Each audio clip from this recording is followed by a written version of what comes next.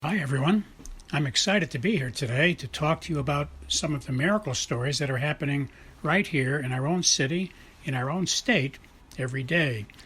My name is Tony Kausha, and the title of our show is Tony's 50,000 Coincidence Miracles. Please note, this show is not about religion, and we're not trying to change anyone's religion, and we're not trying to get you to join any religion. It's just about miracle stories. I don't know of any religion on the planet that doesn't talk about miracles. That's why religions begin, because they have something that's telling them there's really a God. But we're not going to get into that. We're going to just talk about miracles and leave the decisions about all that up to you. So we don't care what religion you are. We just want to talk about miracles. If you are an atheist, I think you'll enjoy the program as well, although I can't guarantee you'll remain an atheist very long after you hear many convincing stories, coincidence kinds of stories about miracles. You can email me your own stories if you wish. We'll try to use all we can on the show. I can't guarantee we will, depending on volume and time, but you're welcome to send your stories on to us, and we will mention them when we can. You can send them to the following email address. But please notice that if we do use your story, we won't mention your name. We'll keep you anonymous. And we suggest that in your story, when you send it to us, don't use your correct name. That way anyone listening will not be able to figure out that it was you that sent the story in. The email address you can send your stories to is very easy to remember. It consists of 2 words and 3 numbers. The first word is Tony, spelled Tony, and the second word is and, spelled A-N-D, and the numbers are 777. So once again, the name is Tony and 777 at AOL.com. Well, let us begin. Our first coincidence miracle is from a listener who tells us she had a small dog and she used to like to take it out for walks, but not take it out with a leash. And she lived in a neighborhood where there were many wild animals, a heavily forested area. And she had one neighbor that she had to go by, pass by on her trips with the dog. And that neighbor would constantly come out and say, you better leash your dog, because there are many wild animals. And so she started leashing the dog just only when she was passing by that neighbor. And on one particular day, she was going by and she leashed the dog, walked by the neighbor's house, and then unleashed the dog. And the dog bolted into the forest. And she went searching for the dog but couldn't find him. She spent a long time looking for him. Eventually, she did find the dog and found that the dog had fatal injuries and had passed away. And so she's relating this story to us because she says often God tries to speak to us through other people. And this taught her a great lesson in her life, that often she will ask other people for opinions and advice. And while she's listening to, depending on who she's asking, she gets good advice, and she can compare answers. Our book covers this as well, by the way. There's a point in the book where I explain one of the benefits God has given us is He's given us other people, and He's given us other people with experiences and wisdom. For example, we have chemists, we have doctors, we have lawyers, etc. So we have many experts, and we have friends who have experiences in different things. So when we ask people for advice, God can inspire them to give us the right answers. And in the book, I explain that what we should do is ask people for advice, but first, before we ask them, ask God to inspire that person first. So now you've asked God to inspire someone, and then you go ask them a question.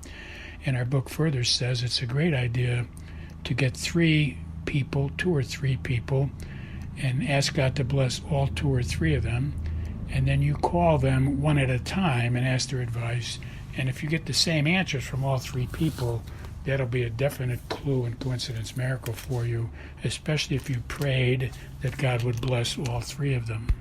Our next coincidence miracle is from a woman who tells us that she was abandoned 52 years ago and then adopted 52 years ago, and she decided a few years ago to look for her original parents, see if she could investigate and find them. And in the process, she was so delighted because she did find them. They were great people, and she found out that she had 3 siblings. There were 4 children born to that couple. And in the process now, she relates to us that she found there's 20 people now that are close family members to her, and she spent about 45 years of not having a family at all, except for her new family, now that she's married and has children. But by doing this, now she has this great, wonderful feeling. She's met 20 people. She sees how a lot of them look similar, because they're all the same family, and she even looks like a couple of members in the family as well, and how glorious her holidays are now. So truly a miracle for her. She says that the 20 people, because of their children, has brought together a total group of like 40 people. And for her growing up alone as a single child, just having a family of 40 people is pretty amazing. Our next letter is from someone who tells us that there's a book called Mateo's Prophecies of Donald Trump. That's all I really know.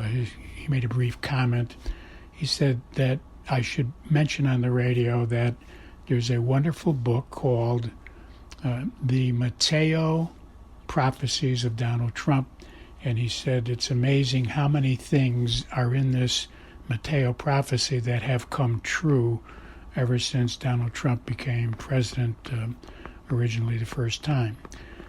So I don't know what it's all about. I'm not advocating you go read it, but those of you who are interested in things like this, you might at least Google it and see what it tells you and see if you're interested in that book as well. Because he is telling us there's amazing things that have been confirmed, and then that may help you to see God in this process. I hope you'll see God in that process. Our next coincidence miracle is from someone who was out walking, and it was on a fall day. It was in the fall, and the leaves were changing colors. Apparently this is in the New England area.